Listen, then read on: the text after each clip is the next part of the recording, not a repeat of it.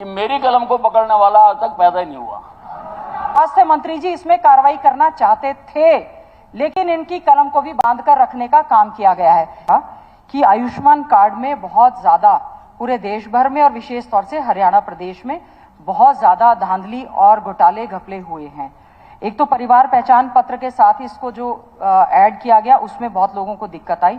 साथ ही साथ में जो हमारे सरकारी हॉस्पिटल्स हैं वो भी रजिस्ट्रेशन नहीं कर रहे हैं और प्राइवेट हॉस्पिटल्स में भी जब आयुष्मान कार्ड धारक जाता है उसको परेशानियों का सामना करना पड़ रहा है। उसके साथ साथ उनसे जो है बहुत से लोग तो ऐसे हैं कि बीमारी नहीं होती लेकिन प्राइवेट हॉस्पिटल उसको एडमिट कर रहे हैं और सेटिंग के बाद उनके साथ इस प्रकार का जो है इस आयुष्मान कार्ड का पूरी तरह से दुरुपयोग किया जा रहा है। अध्यक्ष महोदय, आपके माध्यम से विशेष तौर से मैं जिक्र करना चाहूंगी रोहतक में PGIMS रोहतक में आयुष्मान के नाम पर जो घोटाला हुआ है उसमें ज्यादातर मामले ऐसे निकल कर आए हैं। हमारे पास एक सूची है, ये सूची है जिसमें आयुष्मान कार्ड के तहत जो है PGIMS रोहतक में इलाज के लिए मरीज गए और मरीजों के जाने के बाद ऐसे कई नाम हैं जिनका हमारे पास डेथ सर्टिफिकेट भी है। ये डेथ सर्टिफिकेट की कॉपी है कि मरीज की डेथ हो गई और डेथ होने के बाद उसके नाम से जो है उसका सामान जो है उसके नाम से इशू करवाया गया। डेथ के बाद ऐसे ये जो हमारे पास सूची है इसमें से कई ऐसे मरीज हैं जिनकी डेथ होने के बाद उनके ऑपरेशंस दिखाए गए हैं।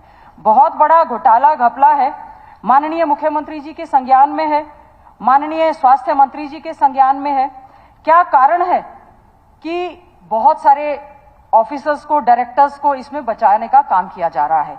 ये घोटाला घपला जिसमें FIR तक दर्ज करवाने की बात हुई, CM फ्लाइंग ने वहां पर छापे मारे, छापे मारने के बाद उनको जो रिकॉर्ड मिला है उसमें ये पता चला है कि बहुत बड़ा घपला है और इसमें पूरा मीडिया में पेजे में मरीज की मौत के बाद खरीदी गई दवाएं और फिर से लिखा है PGI प्रकरण पर CM बोले किसी को बख्शेंगे नहीं।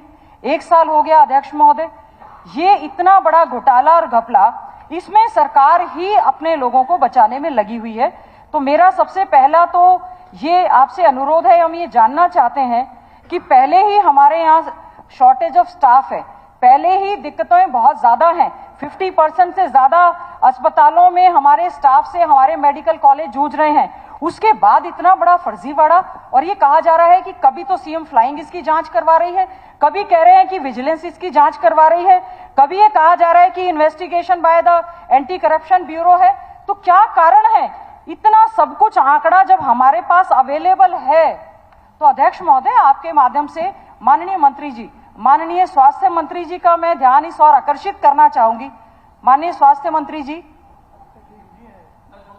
नहीं, आप थोड़ा सुने भी, देखें भी, ये सारा आपके पास सब कुछ रिपोर्ट है, आपको सब कुछ मालूम है।